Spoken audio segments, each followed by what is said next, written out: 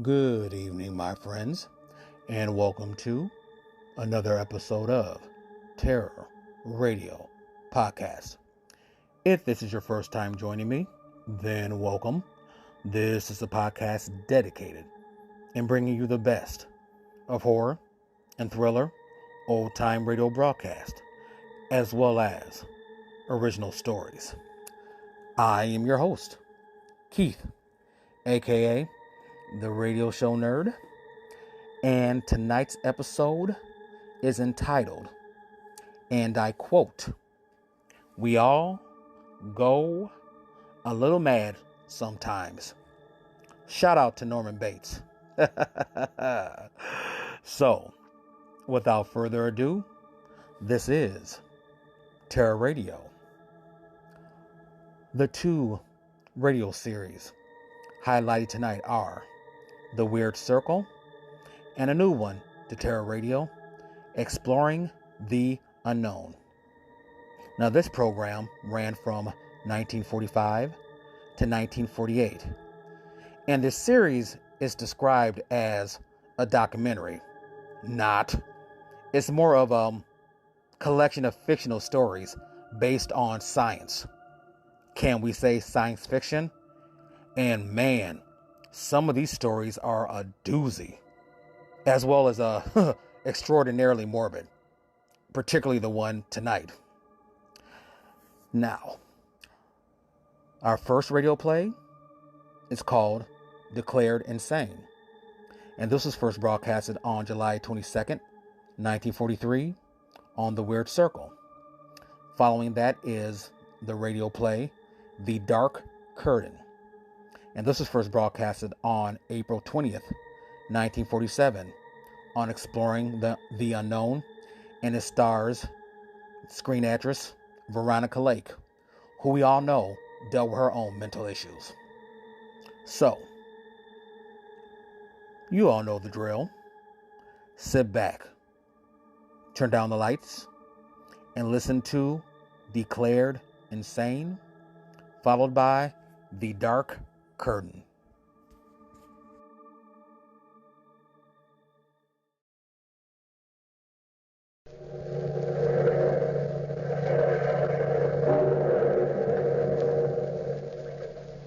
Out of the past, phantoms of a world gone by speak again the immortal tale, declared insane.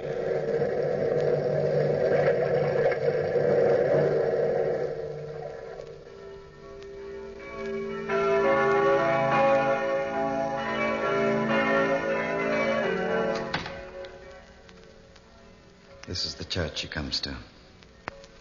There she is, Renee, kneeling in the pew, third row from the left. What do you think of your rival for your husband's affections? Are you positive that's the same, Madame Jean Renaud? I'd stake my honor upon it. Cecil, you've staked your honor so often there's nothing left to it. Madame. Amazing. I wonder how a woman like that could extract such huge sums of money from my husband. She might have certain charms you don't understand. But she's fat and pockmarked. True, Renee, but powerful enough to make you and your children penniless within 10 years. How can we break her hold on Pierre? I've tried. Pierre won't listen to me, either as his brother or his lawyer. So there's only one thing left. What's that? Simply that you ask for a commission for lunacy against him. Imply that he's insane and have him locked away. But Pierre is With the your same political as... prestige at Louis XV's court, I'm sure we can convince a young, ambitious judge to the contrary. Pierre's many eccentricities can bear fruit. His monomania on Chinese customs could easily be misinterpreted. Do you understand? But, Cecil, Now listen to me. Tomorrow morning, I want you to pay an unexpected visit on your husband. Drive out to that country hovel and... Is your master in, Roger? Madame la Marquise, we weren't expecting you. Do come in. Monsieur is in the study. If you follow me, he'll be pleased to see you, madame. It's been such a long time. Thank you, Roger. Monsieur, Madame la Marquise? Renee. I'm sorry to disturb you, Pierre, but you know what the court says. This separation of ours does not do my reputation any good. Your reputation?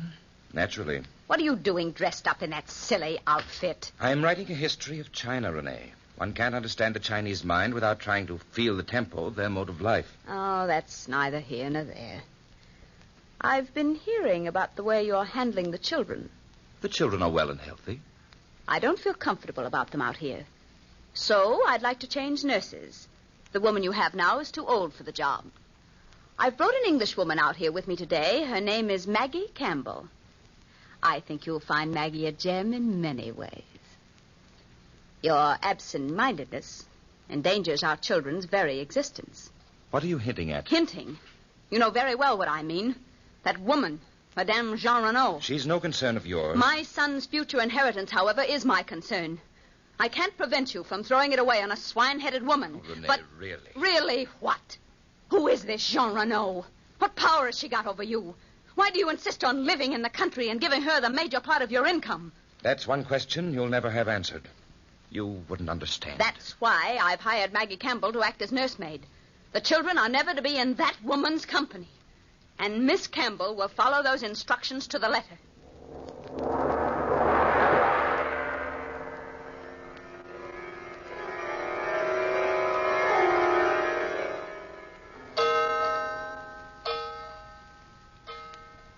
Well, Renee, I didn't expect you to come back so soon. It didn't take me long to sell Pierre on the idea of hiring your fatuous Miss Campbell, Cecil. What did he think of her? Nothing much. My story was completely believable. We can depend on Maggie Campbell to weave an interesting web for Pierre to stumble into. In the meantime, you've work to do. Work? I've invited young Bianchon for a party at your house this evening. Aren't you presumptuous? Not at all. That fool has always been in love with you. His uncle is a judge of the inferior court, Monsieur Popinot. If you can convince Bianchon to bring his uncle into our camp, our commission for lunacy against Paupière is won. You're in a position to do both of them a great deal of political good. It might be wise to remind them of it, gently. The party is to start at 9.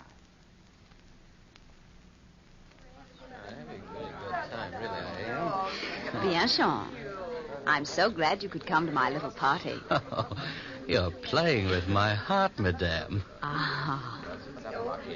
If only I were a free woman. Free to play with a man's heart. Oh. But my husband being ill... Oh, Pierre's ill? Didn't you know? No. Oh, I'm sorry to hear it. It's a mental condition. I thought you knew. Oh. Is there anything that I can do? I'm afraid there's nothing anyone can do.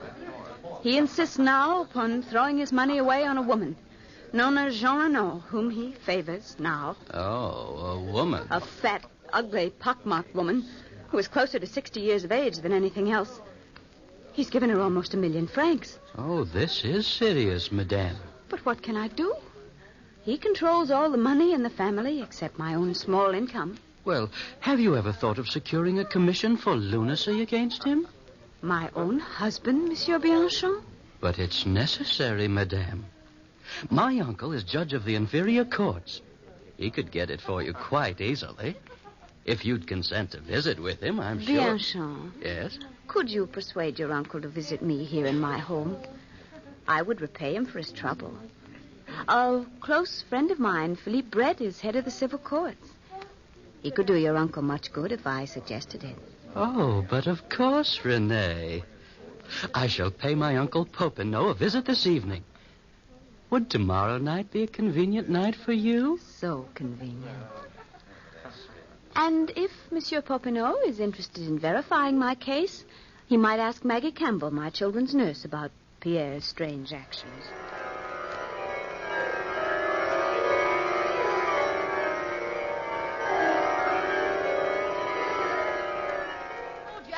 Roger, if you're the butler in this loony house, come over here and bottle. Yes, Maggie. What is it now, nurse? Listen to them, will you? Her father playing with his sons, twisting their arms till they scream in agony. Look at them there in the garden. He's teaching the boys how to wrestle, Maggie. Wrestling's a fine art in China. Wrestling, is it? It's a fine kind of wrestling. Trying to pull the boys' arms out by the sockets. Her laughing and a screaming. A maniac's mind. A maniac, I tell you. Heaven help us. What will the madmen do next?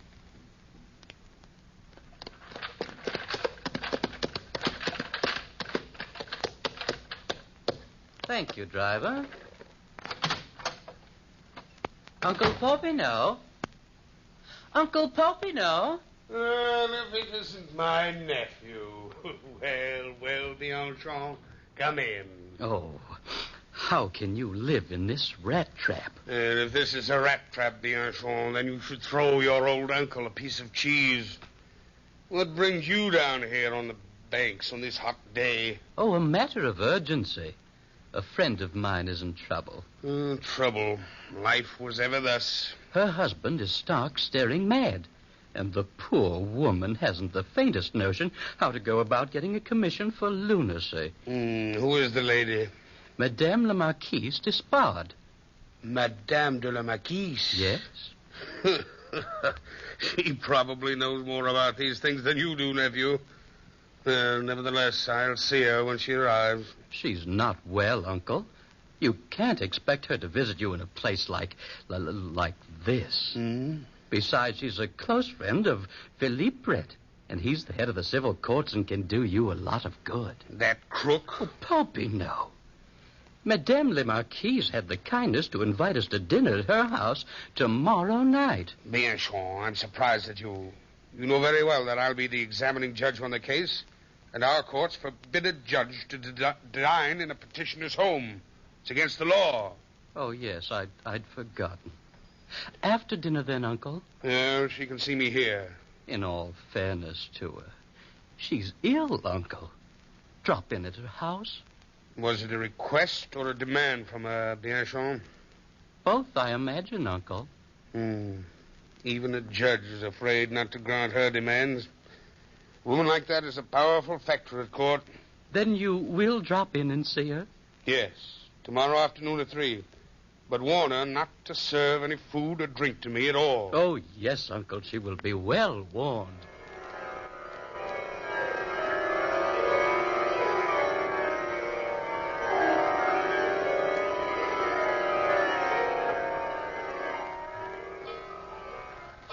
Maggie, what are you doing, prowling about the master's bedroom? I was looking for a good tonic for the children. The master keeps all the medicines locked up here. While I'm about it, you ought to take the tonic, Roger. You don't look so well lately. Oh, I never felt better. Spring's coming, Roger. Everybody should take a tonic. Yeah, drink this. You'll feel like a new man in a few seconds. I'll fix another draught for the children. I can't figure you out, Maggie. One moment you shout, and the next you worry about my health. That's just my way, Roger. Go ahead. Drink it. I'm a nurse. I ought to know what's good. Go ahead. Drink it. Well, if this will make us better friends, Maggie, I'll drink it.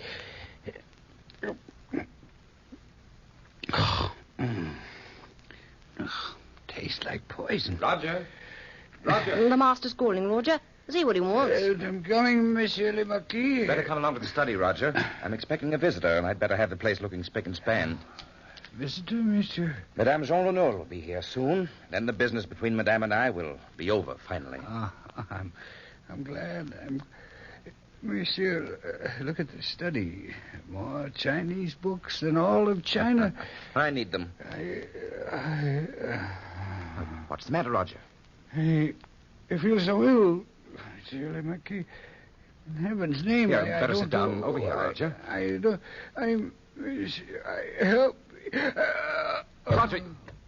Maggie. What's the matter, monsieur? Roger, old fellow. Roger. He's dead. Dave. His skin is turning black, monsieur.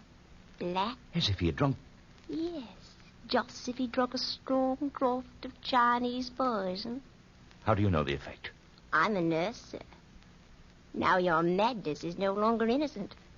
You're a murderer, too. Poisoning a poor, helpless man just because he disagreed with you. What are you talking about, Maggie? You know what I'm talking about, monsieur. You're a murderer. A murderer. And I'll get the police for you, poisonous all in the middle of the night.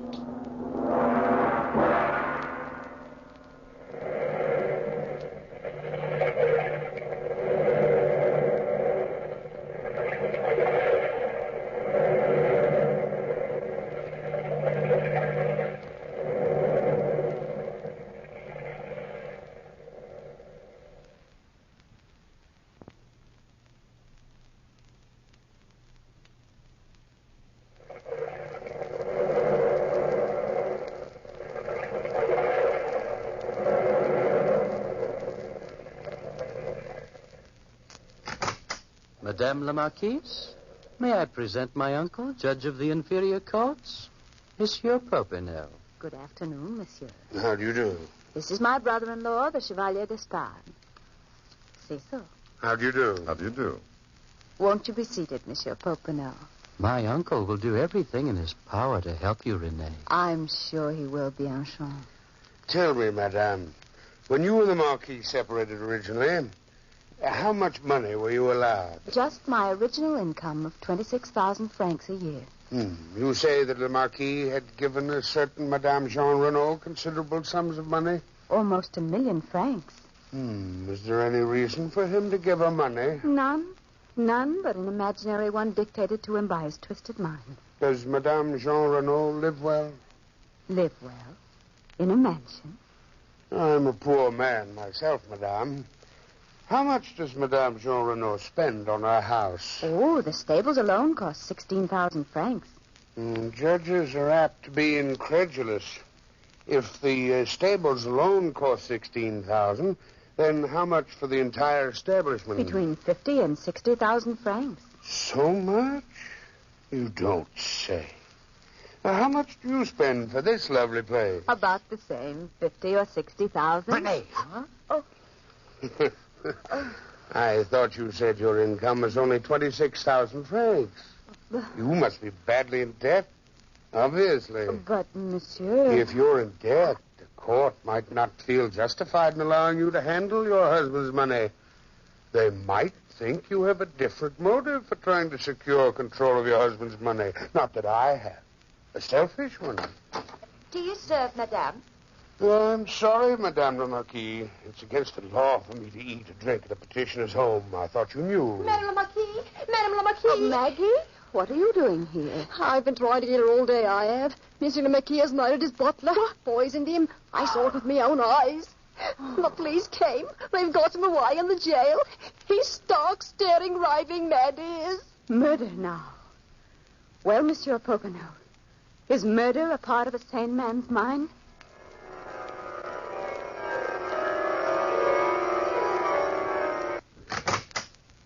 Such a place for a judge to live. Oh, if I lived here, I'd never make old bones. Monsieur Popinot. Yes? I got your summons to come and see you in your house. Well, here I am. Yes, here you are. But who are you? Madame Jean Renault. Kind of a judge are you, anyway, living here? Huh? You must be an honest one. Yeah? What do you want to see me about? I've learned that you've been receiving extraordinary amounts of money from Monsieur le Marquis d'Espard. Well, as a matter of fact, I have.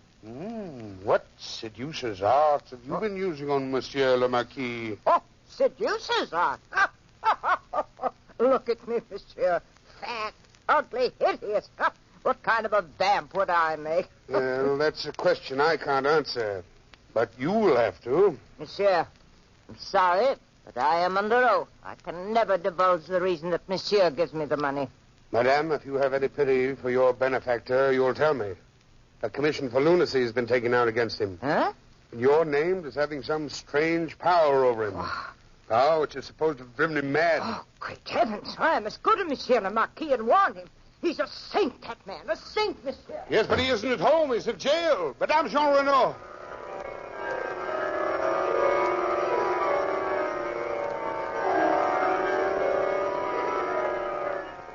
Monsieur le Marquis, I'm Judge Popinot of the Inferior Courts. You're most welcome to come in and share my prison cell. Are you here to accuse me of murdering a man, too? No, monsieur. But your wife has taken out a commission for lunacy against you. Monsieur, you're joking. I wish I were. Your passion for Chinese customs has led them to believe you live in a dream world. I was commissioned to write a book about China by the most respectable firm in all Paris. Have you a contract from them? In my desk drawer at home. Are there any duplicate copies in case your copy is stolen? Certainly. Here's the address of the firm. They have the duplicate. The second count is, of course, there's murder. You were accused of murdering your butler just to try out a potency of a new Chinese drug you've discovered. I've never toyed with Chinese drugs or poisons. How about this business of giving all your money to Madame Jean Renault? Monsieur, I never thought I'd tell anyone that secret. Your life depends on it. Madame Jean Renaud is the descendant of the Jean Renaud family who owned a large estate in Saxony in the 13th century. My ancestors murdered her ancestors and stole that property. What has that to do with you? The entire Despard fortune was founded on that property. I'm trying to pay back a debt. The amount of money which should have been paid to the Jean Renaud when the property was taken over. You're too conscientious, Monsieur le Marquis. I don't want my children to be ashamed of their family as I'm ashamed of mine. They'll always be proud of the Despard name. I don't think we'll have any trouble clearing you of this charge. Tell me this. Is there any place in France where the black Chinese poison can be ordered? One place might have it. It's a small pharmacy called Lincoln. Usually carry that particular mixing drug in our pharmacy, Monsieur Popinot. It's too dangerous. But I did have a special order for it from a Cockney woman named Maggie Campbell just the other day. She had a note authorizing her to buy it. Who was the note from? From the head of the medical research department through the Chevalier Despard. Thank you very much.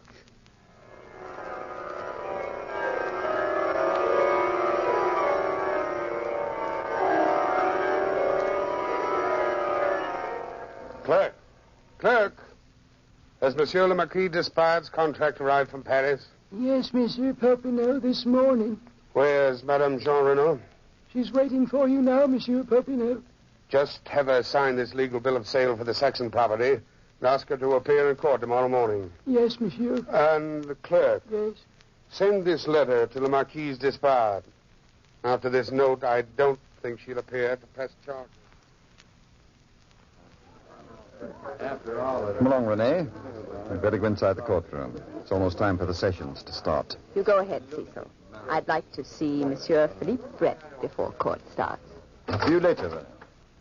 Oh, my dear Renee, you look charming. I hope I haven't kept you waiting. Not at all. Here's the letter Monsieur Popinot sent me last night and the affidavits you asked for. Mm-hmm. This letter from Popinot places you in a very ugly position. It threatens the entire civil courts, besides naming the head of the medical association, Monsieur Brett. Yes, I know, Renee. Leave everything to me. I'll see you in court in a few minutes. Order in the court. The Fifth Court of Inferior Appeals is in session. The first case is a commission for lunacy. The case of Madame de la Marquise Despard against Monsieur le Marquis Monsieur Despard. Popin, Yes, Monsieur Brett. as head of the civil courts, I cannot allow you to preside on the bench during this case. Cannot allow me? Do you realize, man, you violated the most important law in all France? I have 3 sworn affidavits that you partook of tea and cake at the household of René Despard at 5 p.m. 4 days ago. Now, since Madame is the plaintiff in this case, that renders any decision you might give as invalid. But, Monsieur Brett, they are lying. Your own nephew swears it's the truth. Will you relinquish the bench? Who is to take over in my place? Monsieur Devreux. Devreux? Yes. A man who spends his time currying favor from their majesties? Monsieur, will you give up the bench? I have no option. But if I can't work as judge on this case, I will represent Monsieur de la Marquise Despard as his barrister. Will you ascend the bench, Monsieur Devreux? Naturally, Monsieur Brett. The barrister in charge of proceedings will start. That is you, Chevalier Despard. Is it not, Cecil? Yes, thank you, Monsieur Devreux. In behalf of my client, Madame la Marquise, a poor innocent woman who has been robbed of her children, her income, and her home by a lunatic husband who is guilty of murder. You only presume he's guilty of murder. I presume nothing, Popinot. He has already been tried and convicted. When? 10 minutes before court started. I signed the papers, Monsieur Popinot. You did, Brett? Yes. You haven't the foggiest notion of what this case concerns. I have definite proof that Maggie Campbell was hired to murder the butler. Here it is. My proof that Monsieur le Marquis is innocent. Judge Devreux, you can set aside this conviction. Chevalier, let us proceed. A woman named Madame Jean Renaud has forced Monsieur le Marquis to give her over 1 million francs. We all know that Monsieur Popinot made up that story about the Saxon property to fool the court. But these are lies, Monsieur Devreux. Continue, Chevalier. And last but not least, we base our claim on the fact that Monsieur le Marquis thinks he lives in China. Ha! Is that a thought for a sane man? Monsieur le Marquis is writing a book on China. He has a contract for that book. We investigated the contract, Monsieur Popinot.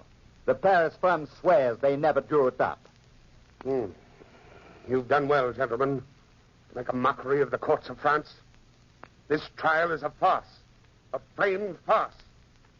Of course, you grant the commission for lunacy, you will be heaped with honors by these weakling fools. That is only your opinion, Popinot. Judge Devereaux, remember, your conscience will weigh heavily on your soul.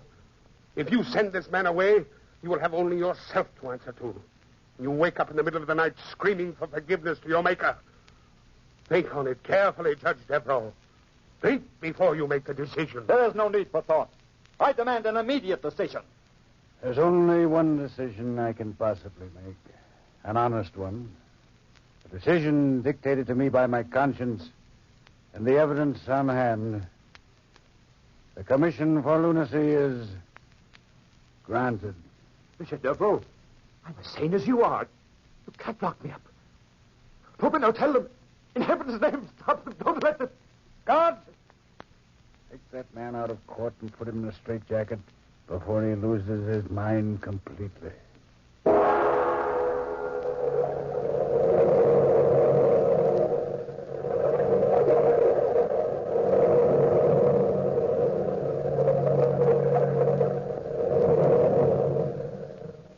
From the time-worn pages of the past, we have heard the story declared insane. Bellkeeper, toll the bell.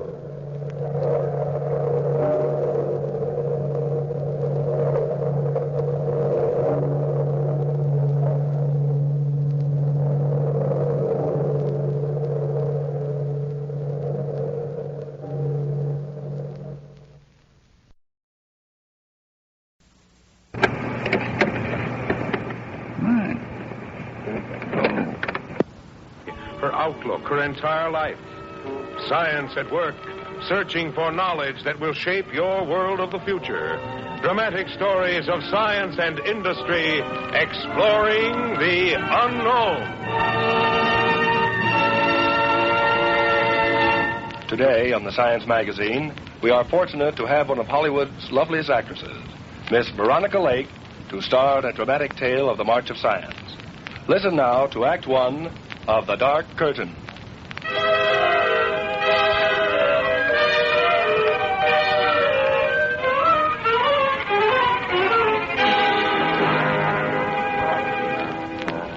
I don't suppose at the beginning I was very different from anyone else.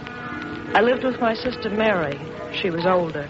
She looked after me because our parents had died a long time ago. But we still lived in the house Father had left us, Mary and I. It was home. I don't know exactly when it all began for me. The trouble, I mean. I used to imagine things a lot when I was little. Then I found it was fun to go on imagining things. But I couldn't tell anyone. Then one day I imagined people were staring at me. I was always timid. I came home frightened. I was engaged to be married about then. I had known Paul a long time. Mary was happy about it. Then one day something happened. Mary had been shopping. I was home playing with a kitten. It was a sweet kitten, but it had yellow, staring eyes. You're trying to frighten me, Snoopy. But you can't. You're just a tiny little cat. I'm afraid of lots of things, but not of you. Hello, Ellen. Goodness, Mary, you gave me a start. I caught an early bus.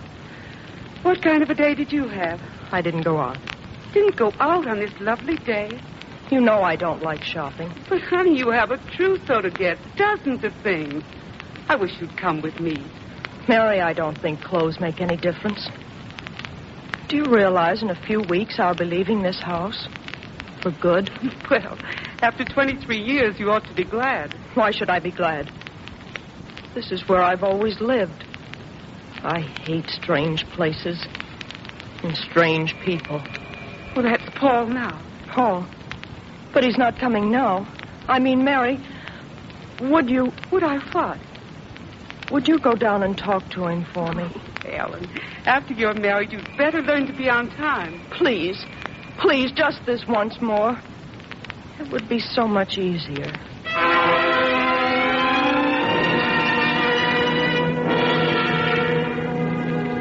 Mary, I'm glad you're here. Ellen's late again, Paul. I think that child has daydreams. Well, it's just as well. I want to talk to you.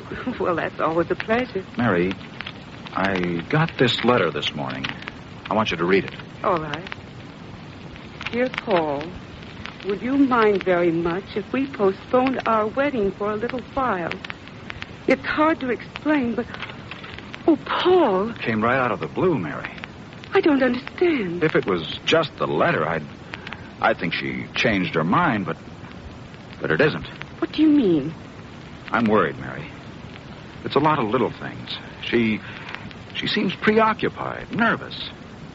Mary, has Ellen been feeling all right lately? Talking about me, aren't you? Ellen, dear. As if I didn't know. Reading my letters, too. You always talk about me. Darling. I know you do. But I don't care. I didn't come down to listen. I came down for my kitten, Snoopy. Snoopy? He's lying out in the back stairway. What do you mean? He fell from my window. Fell? You mustn't touch him. You mustn't. He's dead, all right. Mary, go in, take Ellen upstairs, give her a sedative. A sedative? Do what I tell you at once. Where are you going? I'm going for a doctor. That kitten might have broken its neck, I didn't do it. Do you hear me? I didn't do it.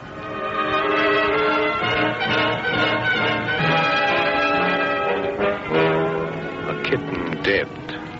A girl, young, lovely, tormented by mysterious fears. What is disturbing Ellen? What unknown depths can the human mind conceal? Science comes face to face with the unknown.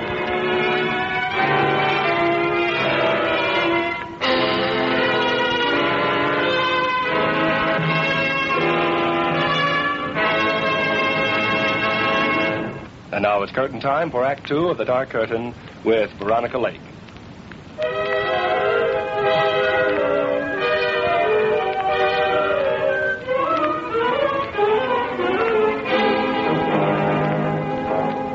Shortly before Ellen and Paul were to be married, Ellen became strangely moody and reticent.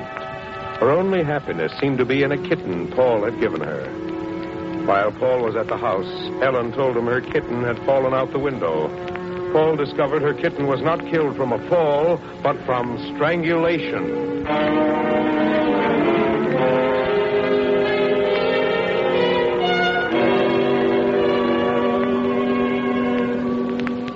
Paul keeps looking at me. So does Mary. Just like Snoopy did. Staring. Don't they know I just want to be alone? I won't go out. I won't leave my room. Doctor, I don't know what's happened. Paul, I don't think anything's happened. Something is just developing that may have been there a long time. But Ellen and I were to be married next month. Paul, I've had several talks with her. You're going to have to make a decision. What's that? Forget this wedding for a while. Oh, that's pretty hard to take. Son, we've got a job on our hands. Your Ellen is a very sick girl. Can you help her? I hope so. What are you going to do? Talk to her. Try to give her some insight into her condition. We call it psychotherapy.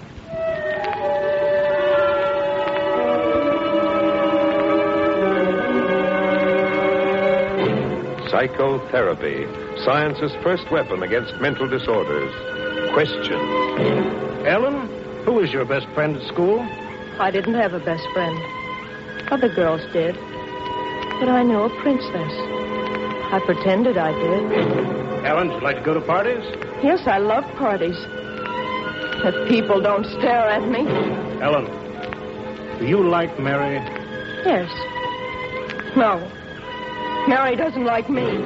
Ellen, how is Paul today? Paul? I don't know. I don't know Paul. Mary knows him. Not me, Mary. Probing. probing, questions day after day, to make Ellen realize that her pretending, her fantasy, is really illness. Science tries with questions to lift the dark curtain between Ellen's mind and the world of reality. Ellen? No. No, I won't answer any more questions. I know what you're trying to do. It's part of a plot. Mary and Paul and now you. To make me think there's something the matter with me. You hate me. All of you. You hate me.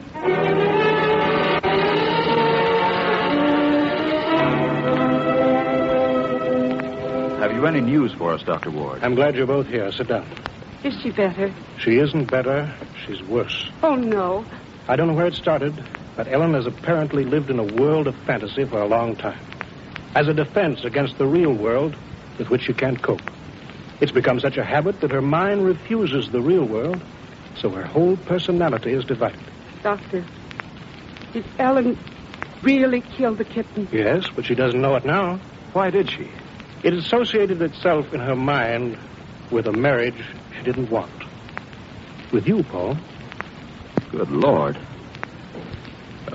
Dr. Ward, I love Ellen. And I know she loved me. But marriage doesn't matter now. All that matters is getting Ellen well. What can we do? Get inside her mind. Bring it to light. She's blocked every effort so far. We can't talk to her until we remove that block and break down resistance. How, Dr. Ward? With electric shock. Electric shock. Science's new weapon to get inside the human mind. An electric current that literally shocks the body into convulsion and breaks down disordered patterns of the mind.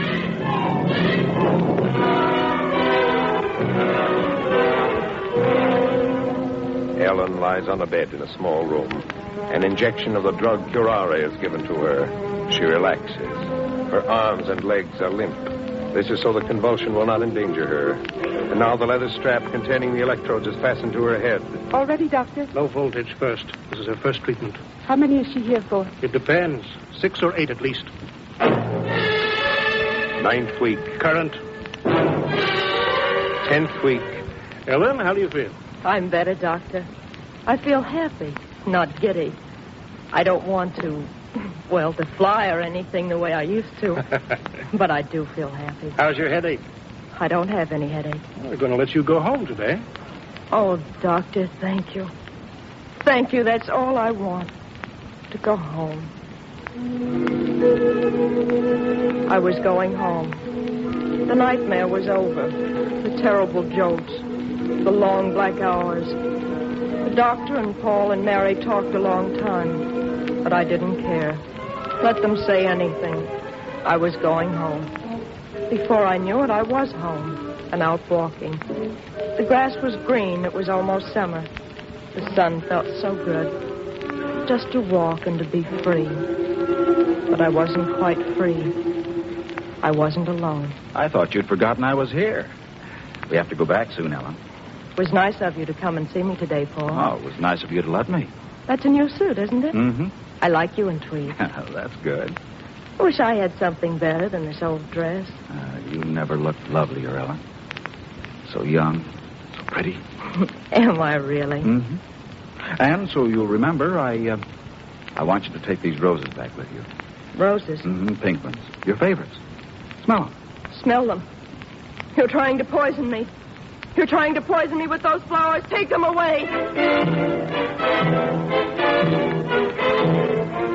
Failure. For weeks, science had battled the unknown disorders of Ellen's brain.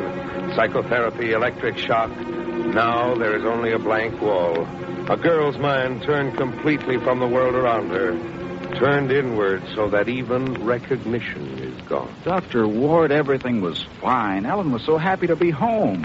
What happened? It means only one thing. I was afraid of it, but I took a chance. It didn't work. This is a progressive psychosis of the most deep-seated kind. Does that mean hopeless? Mary, science doesn't admit the word hopeless. But nothing has worked. Psychotherapy, electric shock, insulin coma. 5 months now of treatment. Well, is there anything left? Just one thing. So risky that it's tried only on the most acute cases. Then the chances are 2 to 1 against it. What is it? It's called lobotomy. Lobotomy? I've heard of that. It's a brain operation. It's actually cutting part of the frontal lobe of the brain away from the rest. Wouldn't that kill her? 3% of the patients do die, Mary, but 30% are better. Completely cured? I said better. It's a delicate and difficult operation, used only in desperate cases. Doctor, if it did work... She'll be much happier, better adjusted person. And if it isn't done? She'll get steadily worse. Doctor... It isn't an easy decision. I know. You'll have to give me time to think. I don't know.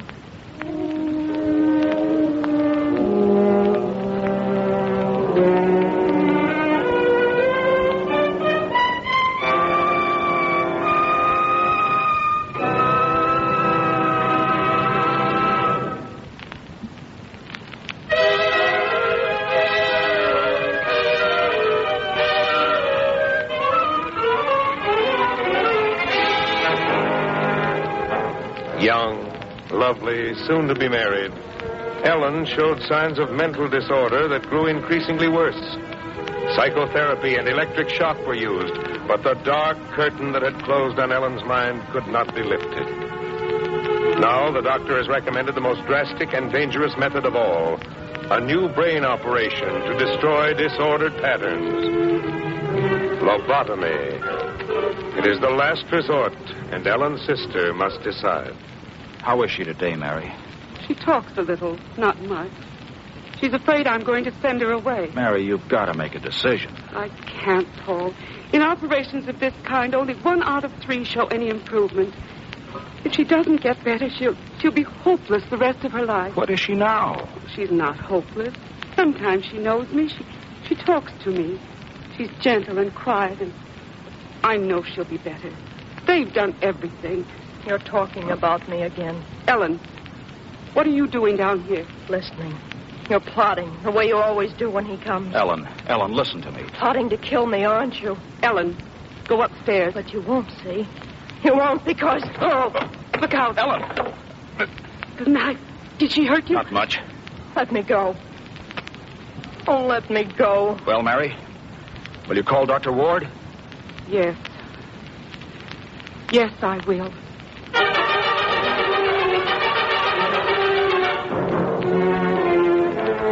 Operation scheduled 9 a.m. Operating room B. Dr. Ward operating. Assisted by Dr. Nelson. Intern Niles. Nurses Wood, Blake, Johnson. Lobotomy. This is an operation on the human brain. A mass of yellowish, soft tissue. What you do, how you walk, where you go, what you eat, what you say, how you feel, all of it depends on that soft tissue. Nature has encased it in a hard, bony armor, the skull, to protect it. The brain is actually a small, compact switchboard where millions of tiny wires cross and recross to carry messages back and forth. These wires are nerves. But in Ellen's brain, something has gone wrong. There's a short circuit. Ellen's most primitive impulse tells her, I love Paul. Now that thought is carried over the nerve wires to the higher centers of the brain, the part of the brain that has developed judgment and reasoning. This is the frontal lobe of the brain, right behind the forehead. In a normal condition, this part of the brain would say, It's right that I marry Paul. We love each other. We want a home. We're going to be happy. but something is wrong. The thought doesn't travel as it should. Somewhere in the frontal lobe where Ellen reasons and judges, there is a short circuit. The original thought of Ellen's love for Paul becomes distorted. Paul hates me. The wires are hopelessly tangled now. Ellen has no judgment now. Paul wants to kill me.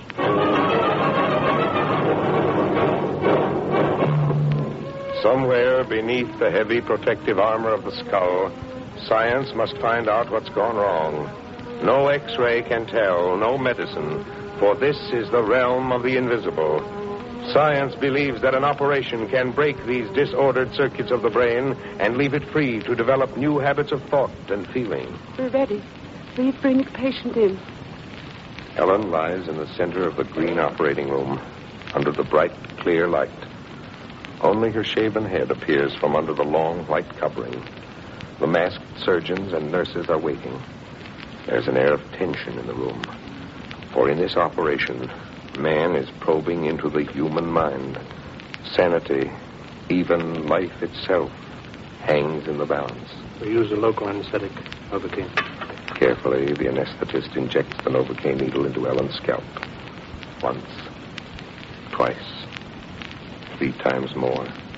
A small ring of injections is made. Ellen, do you know who I am? You're Dr. Ward. You're going to kill me. We're going to make you feel better. Do you feel anything?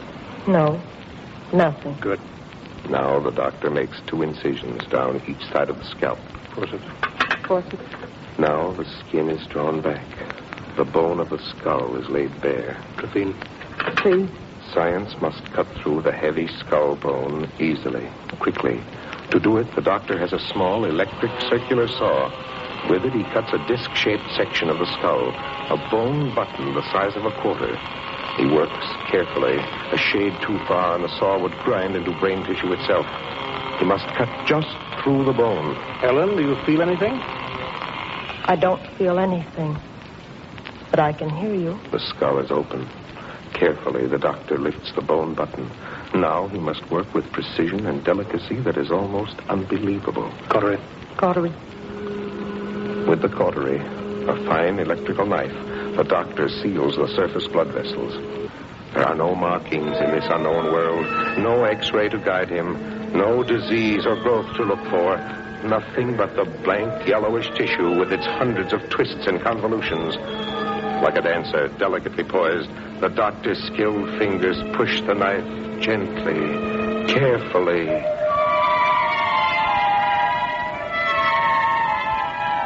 On one side of his knife's track lies the motor areas of the brain, which, if touched, would paralyze forever the patient on the table. Ellen, do you feel anything now? I'm sleepy. What are you doing?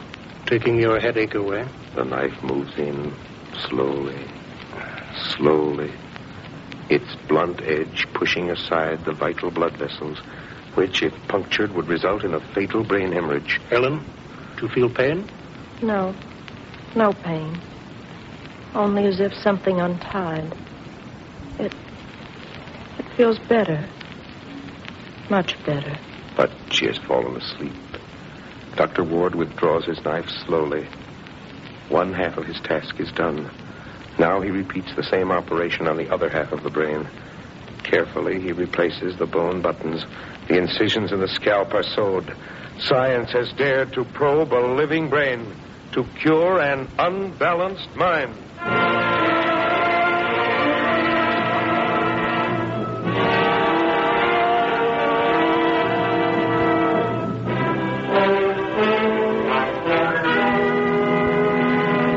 The recovery is long and slow. Ellen, because of her naturally bright mind and good constitution, is one of the lucky few in a favorable position to benefit from the operation. How much, only time will tell. She'll be childlike again. I'm going to call this doll Isabel. Her memory will not respond at first. Where did the spoons go? I can never remember. She'll not have the ability to make decisions. What dress shall I wear today? But her fears will gradually disappear. A tea party? I'd love to go and see everybody. You must remember that although Ellen takes a place in normal home life, she has changed. You'll have to treat Ellen as if she's learning many things for the first time in her life.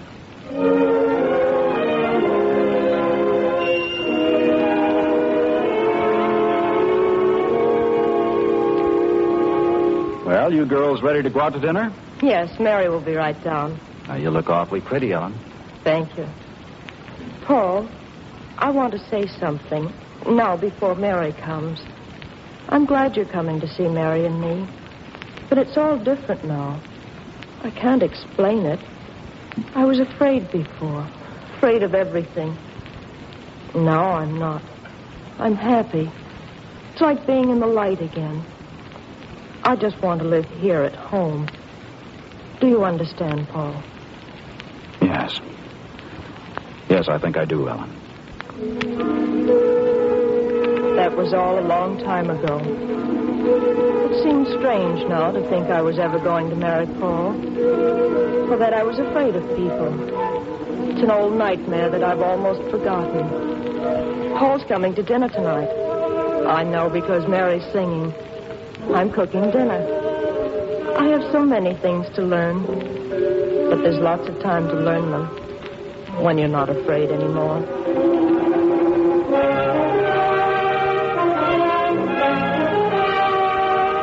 What is ahead for Ellen? At least a return to normal living, perhaps eventually a job, a productive place in society, and within herself, happiness and freedom from tension. By means of psychosurgery, science's newest weapon against mental disorder, a girl has been saved from the darkness of hopeless insanity as science explores the unknown.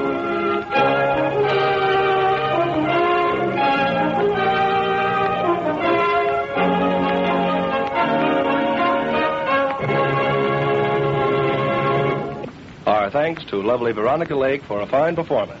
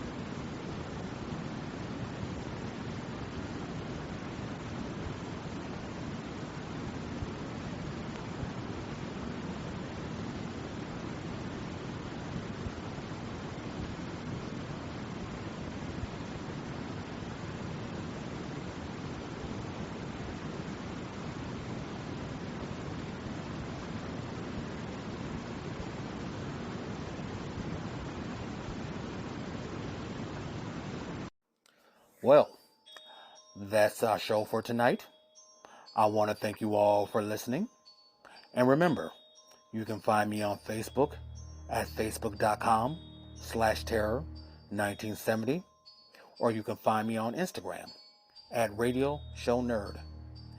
And if you want to send me a message, drop a line, a suggestion, a request, even a critique, respectfully, please feel free to email me at radioshownerd@gmail.com. And I also have a YouTube channel, obviously entitled Terror Radio. Please check it out. Subscribe, like, and share the videos. Will be highly appreciated. Again, this is your host, Keith, better known as the Radio Show Nerd, signing off.